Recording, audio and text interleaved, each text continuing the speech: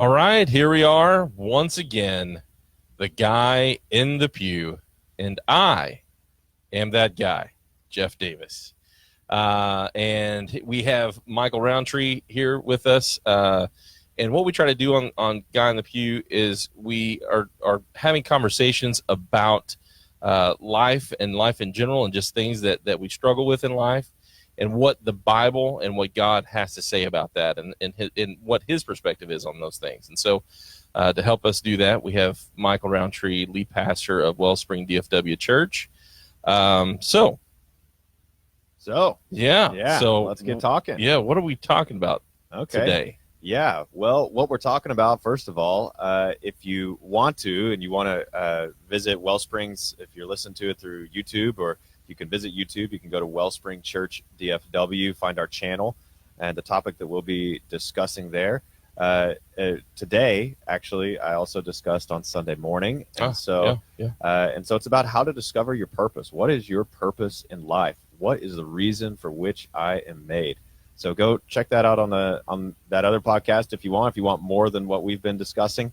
And also, surely not. They could. Yeah, that's not possible. And then also you can look it up on Facebook. I lead a group just started called the Friends of God Online Community. So anyway, Awesome. So what we're talking about today is discovering purpose. And the reason this is just so big is, it's always big. It's a human question, a unique, like Fido, your dog, is never like, what's my purpose? Your dog doesn't care why. Yeah. Cattle and all the animals, no tree, nothing else in all of creation cares why. Yeah. But human beings are driven by this why question. And as culture becomes increasingly secular, particularly Western culture becomes increasingly secular, it's like we're looking in more and more places to help us find the answer.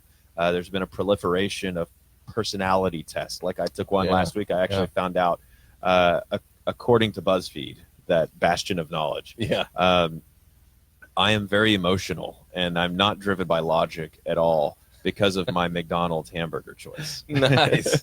So, which actually is not true. Actually, far more illogical. I need to feel right now, but I don't feel. But we're looking to personality tests. There's this life coaching industry that like 10 years ago, nobody was talking about life coaches. Yeah. Now, like everybody and their dog has got like life coach.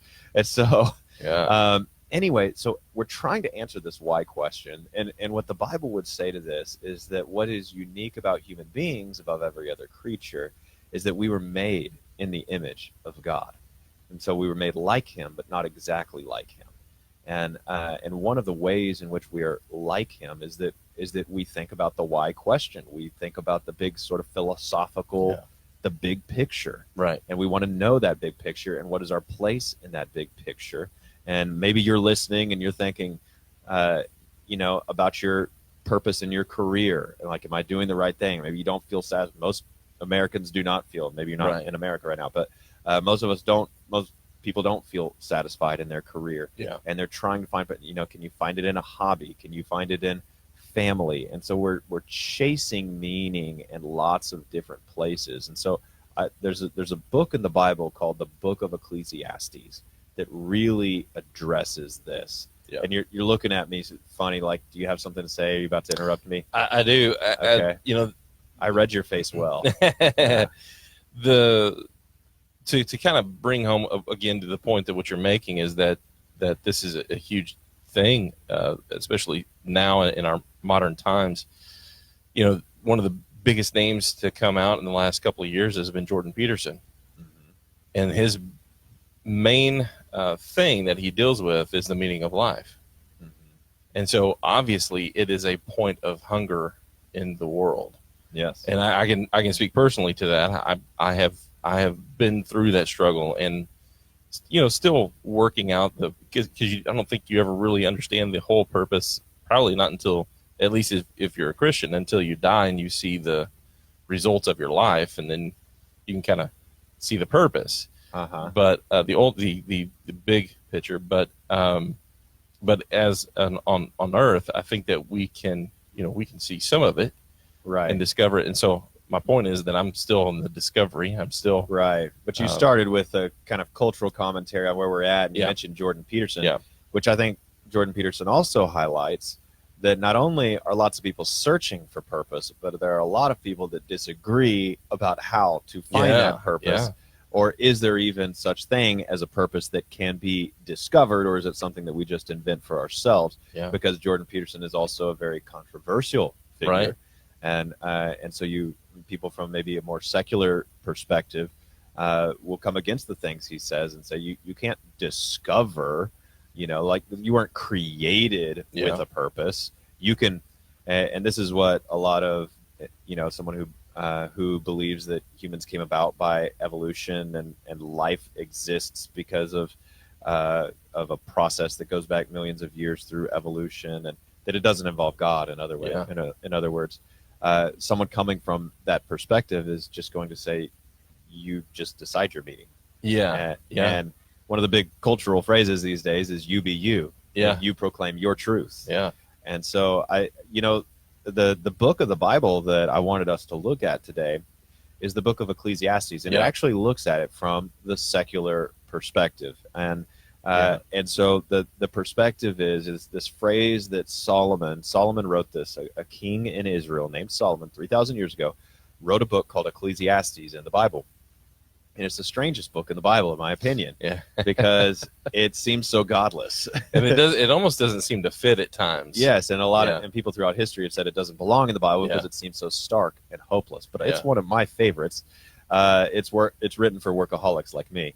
That it actually it's like the whole book is just like enjoy your life, I mean, not really, but like one of the big themes is this phrase "under the sun," and this Yeah. phrase "under the sun" appears 37 times in the book of Ecclesiastes, only 33 times in the rest of the Bible. Sorry, actually, it doesn't appear at all in the rest of the Bible. Anyway, I got that wrong. 37 times. What I meant to say was the word vanity. The word vanity appears 37 times and only 33 times in the rest of the Old Testament. Wow. And then the word "under the sun" actually appears 30 times. Got my numbers mixed up. But It's all right. We'll but my forgive point you. is those two phrases, vanity and under the sun, those are the ones that Solomon repeats Yeah. over and over again. And so under the sun is Solomon's way of saying, I'm going to look at life from a secular perspective. I'm going to look at it under the sun without the one who holds the sun Yeah. in the picture. Just going to look at a godless world. What is the purpose and meaning of life in a godless world? And then he uses that word vanity so many times. I mean, one of the second verse of the book of Ecclesiastes is vanity of vanities, which means supreme vanity in the sort of Hebrew way of talking. And so his point is, from a secular perspective, if this is all that there is, everything is meaningless. Everything is Yeah. purposeless. Because, at best, even if you become a king, even if you achieve everything, and this is actually Solomon's story, and if you read Yeah. his story, you can read it online. You can look it up on any online Bible, even if you don't own a Bible. Ecclesiastes chapters 1 and 2, Solomon goes through and he's like, man, I chased the meaning of life in basically physical pleasures. This is a guy who had 300 wives and 700 concubines. Yeah. Okay. So no shortage of pleasures. Yeah. Yeah. And he really did live life as though there was no God for some Yeah. time. So he chased pleasure in that arena, tried to become the party animal. He tried to become the philosopher. He tried to achieve great things, planted things, built things, created Yeah. things, became wealthy. And he's like, I surpassed everyone that in my sphere on every account. And he says, in the end, it was all vanity. Yeah. It was a chasing after the wind. And I love that picture because it's like even if you Yeah. catch it, what does it Yeah. even mean to catch the wind? Yeah. It's nothingness. It's Yeah. vanity. And so that's like the whole book of Ecclesiastes. Yeah. And so, but in chapters 11 and 12, he really starts to give us that not just under the sun perspective, but the perspective from of the one who holds the sun. Mm. And so what Solomon has been doing throughout is he's been helping us see how dark life is without God, and that's why the rest of the book is so dark. Yeah. And that's why he's like, well, just enjoy life because it's pretty dark out there. But then in the last 2 chapters, he says, you know what? But it really is a good life. Yeah. And we really do have a good God. And and he starts to speak into how to discover our purpose. So, That's good. So you said something the other day about how Solomon said. I'm trying to remember exactly, but paraphrasing, he said something like, "Go and kind of do the things that live the life that I lived, live life to the fullest." And when you said that, so I want you to speak to that. Okay. First off, but secondly, what I kind of thought of when you said that was that in my life, I was raised in a Christian home, so I went to church all my life, knew about God, knew God, that sort of thing. Knew about God's will for my life, that He had a will for my life. Unlike somebody that's not raised in a Christian home, they may not think in those terms, and so they really are just going off of what they want to do. There's not really a thought of what God wants them to do. And so because of that, we've talked about this before on this podcast, but I was trying my best to follow God's perfect will for my life. And so I was shooting for plan A, realizing that I'm not on plan A anymore. I'm on plan triple Z or whatever, Yeah. But I'm still trying to aim for that plan A, but feeling like a failure because I'm not. You see what I'm saying? And at the same time, not knowing what my purpose was, not really fully understanding even my purpose as a son of God. And so all those things kind of played into that. But then when you said that, I was like, that really makes me think of a blog post that I wrote a long time ago, and it was something along the lines of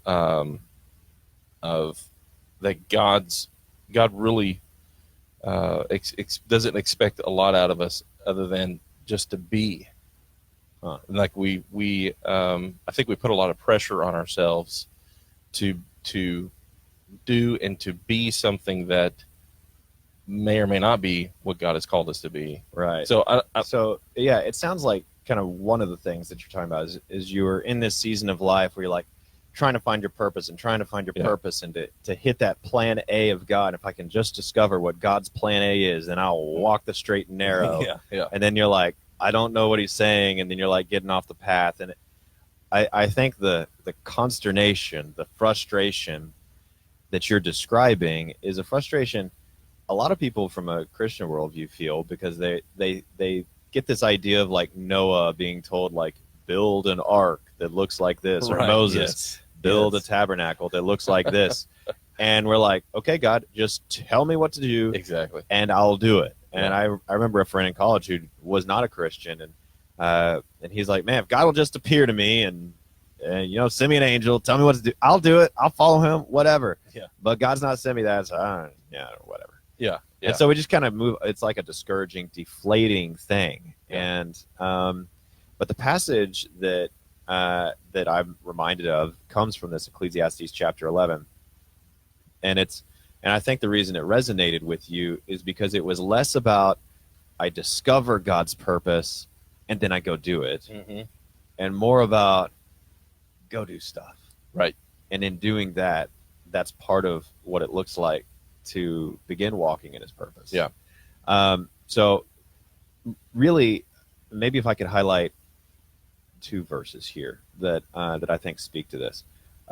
One is verse 6. It says, in the morning sow your seed, and at the evening withhold not your hand, for you do not know which will prosper, this or that, or whether both alike will be good. This comes right on the heels of Solomon talking about, you don't know what the work of God is. You don't know what the work of God is. You don't know what the work of God is. He might do this. He might do that. And now he's saying you don't know what God will cause to succeed and what God will cause to fail. And so he's just saying do a bunch of different stuff. And so I would say to anyone out there, if you're seeking to discover your purpose in life, it's not just like wait for the special revelation and go do it. It's do something, do lots of things, and eventually you'll discover your thing. And so you might You might be doing something and doing something and doing something and like beating yourself up because like it's not succeeding, but maybe the reason it's not succeeding is because God has you succeeding somewhere else, but Right. not there. Right. But God, and you kind of touched on this earlier, he doesn't just always reveal it to you completely on the front end, everything you're supposed to do. Yeah. You just start doing stuff, and that's actually part of the journey of discovery. And I think a big part of the reason for that is that what God really wants from us is a friendship. Yeah. And friendship is all about discovery. Right. Friendship is not about God like a dictator or like a robotic programmer just saying, I say do this, therefore do that, and we go, domo morigato, misto robato. Is like, that's not a friendship. Right. It's a robotic Yeah. relationship, if you call it that. But what he wants is a friendship where we're seeking after him and paying attention to what he's doing so that ultimately we can partner with him. Yeah. So I'll pause there. And any thoughts on that before I jump to the second verse? Or you No, wanna that's just- good. Yeah, go ahead. Cool. So the other verse, and I think this is the one you were referring to, was where it says, Rejoice, O young man, in your youth, and let your heart cheer you in the days of your youth. Here's the part, actually. Walk in the ways of your heart and in the desire of your eyes, but know that for all these things, God will bring you into judgment. So walk in the ways of your heart, the desire of your eyes. Now, I just love how permissive this is. Yeah. Because and it's actually, this is kind of crazy, but like if you look up like what biblical commentators have to say about this, some of them, they get like a little squeamish on this one. Yeah. Because there's I can imagine. there's a verse prior in the Bible, in the book of Numbers, it says, do not walk in the Yeah. ways of your heart and the desire of your eyes. Yeah. Yeah. And it's like, is the Bible contradicting itself? No, it's speaking from two different vantage Yeah. points. One vantage point is, in Numbers, it's like, hey, you can't just go like Solomon chasing off after 1,000 different lovers. You're gonna you're totally off the right path. Yeah. Okay, but Solomon's coming from a different angle. And what's interesting in this is that Solomon in chapters 1 and 2 has just finished saying, man, I follow my eyes and my heart. I follow my eyes and my heart wherever they went, to the 1,000 women, to the planting and dreaming and creating and doing all these things. I follow my eyes and my heart, and it was all vanity. Yeah. It was nothing. It was a chasing after the wind. That's his conclusion. So it's surprising when you get here and he's like, go do what I did. Yeah. Yeah. Go chase these things. Live life to the fullest. And then he says, but for these things, God will bring you into judgment. Yeah. And I think that the purpose of that second statement's important on two levels. On one level, yes, it is meant to curb our excesses. Like, maybe you don't need 1,000 lovers. Like, maybe one will do. Yeah. Right. Like, maybe the 12th beer is just a little too far. Yeah. So it is to curb the excesses because, hey, God is paying attention. Yeah. But also, in a book that's all about vanity, in a book that's all about your life is a breath and nothing is matter. There's no meaning. There's no significance under the sun. Yeah. In a world where that's true without God, now he brings God into the picture. Yeah. And the idea is that if what you do matters to an eternal God, then everything you do matters eternally. Yeah. So to say that, I just want to say that again. Yeah. If what you do That's good. matters to an eternal God, then everything you do matters eternally. Like changing your baby's diaper could Yeah. matter eternally.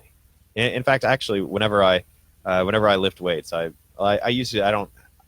keep a journal in my phone now, but before the days of the fancy smartphones, I had like a paper journal, and on the front page, I wrote a prayer, and the prayer was, Lord, help me to lift these weights to the best of my ability and with all my strength, Yeah. to honor you who gave me this body, and to give it my utmost. In Jesus' name, amen. Something like that. Now, on the surface, like, something as, non-spiritual as lifting weights is not very spiritual. How can Yeah. you do that for God? But the theme of the Bible is that literally all of life can be lived for Yeah. God. And that's where Solomon comes into this sort of vain picture of the world and says, you know what? If God's out of the picture, nothing matters. Right. But if he is, everything matters. And you can choose to do everything for God. In fact, I'll add to it. I'd say you could do everything for God with God, Yeah. through God. That's good. Okay, like all of those. Yeah. So for God would be, I'm doing this in order to please Him, to bring a smile to His face. Yeah. With God means I'm actually doing this in partnership with Him, like what we read in verse 6. Like, you don't know the work of God, but once you succeed and you see Him breathing life on it, you see Him blessing it, you could begin to partner with Him. Yeah. Okay. And then what was the other one? Through God. Mm-hmm. That is through the strength that He gives me. Lord, give me the strength to do this to the best of my ability, like that exercise prayer. Yeah. And so all of that together, and that's like the Apostle Paul prays in Romans chapter 11, all things are for Him and through Him and to Him. And so the Christian life is not meant to be this thing where we go and worship on Sunday and then the rest of the week we just kind of live our Right. week. Yeah. Like all of life is worship. Yeah. Everything we do can bring honor to God. And that's what gives our lives meaning, because we're partnering with someone Yeah. who is eternal. Yeah. So something that when you were talking there, you talked about changing your baby's diaper it can be eternal. I'm so glad that stage. No, I don't want that to be eternal. I'm like, that's a terrible way to word it. That is what hell is. It is actually Ultimately. eternally Yeah. changing a diaper. Yeah, no kidding. Like, you got to, like, Satan's just like, here's another one. But what I thought about that was that it's action upon action and thing upon thing, Mhm. and so even the tiny things over time add up to big things. So if you never changed your baby's diaper, that would be a big problem long term. Right. Yes. So for you and for it, Right. both, and so it's interesting because you wouldn't think about that, but changing your baby's diaper played out over months, weeks, months, years. Right. So you're trying to There- make the point that, like, these little things do ultimately have a Right. meaning. Right. Is that kind of what you're Yeah. saying? Yeah. Yeah. Yeah. And when you live a life of worship, it actually makes you want to do things with all your heart. Yeah. It makes you want to live an all-in life. And so if this life is all there is, and we're just having to make up meaning for ourselves, then it is deflating. Like, you don't, Yeah. like, what's the point? Yeah. Well, I kind of think that once you would so if you make up a meaning for yourself and then you achieve that meaning, maybe there is something out there that could continue to drive you. I don't know. Right. Well, But- I do think that God gives, whether somebody comes from a Christian worldview or not, I think God can give people a sense of meaning, Mhm. like by doing meaningful things. So Mhm. take Will Smith, for instance. I saw a quote from Will Smith where he's like, man, I slept with every woman. I've achieved the utmost in movies. And money and everything, fame.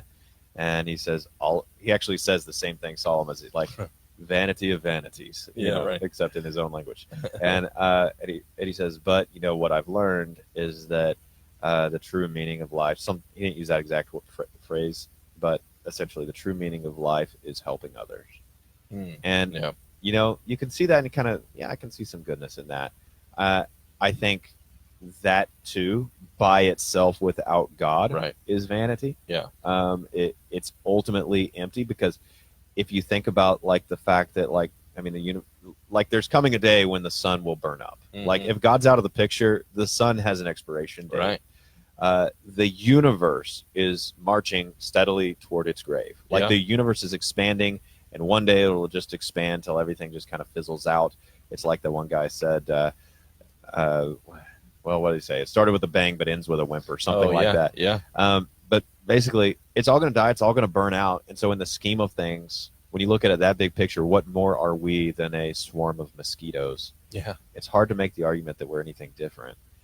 And part of what makes Christian theology so unique is that saying that mankind, that we are made in God's image, sets us apart in a certain way. It's like, we're not just a swarm of mosquitoes. There is something unique and uniquely beautiful about mankind. And so we would say, you know what? You can taste a sense of meaning. And I think when you feel that thrill in work, or you've achieved something great, that's a taste Yeah. of the meaning of life. And so Right. I think that's part of what what Solomon's going for. He's saying, live it up.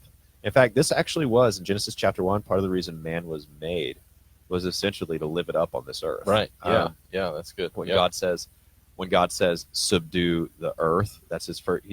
You've been created in God's image. Now go subdue the earth. So just as God oversees the entire universe, Yeah. he then gives mankind the earth to oversee under his stewardship. Yeah. And he says, go subdue it, go bring it into, go create and build and dream and plant and explore and do all of these things. So this is actually part of the purpose of man. And that's why a Will Smith can say, I feel a sense of meaning Yeah. in this. But it's just a sliver for now. Right. The fullness of that meaning is when we bring God into the picture, because only then will it last eternally. Yeah. Because if it's all swallowed up and this is completely forgotten, then it really doesn't have a meaning. Yeah. That was the other thing that I was going to say about what you said earlier is the friendship with God part of the whole purpose. And actually, for me, that's actually what caused me to break out of all of the stuff that I talked about previously was relaxing in and just starting to have a relationship with God. I stopped worrying about necessarily my purpose, what I'm here for, and really more focused on the relationship part.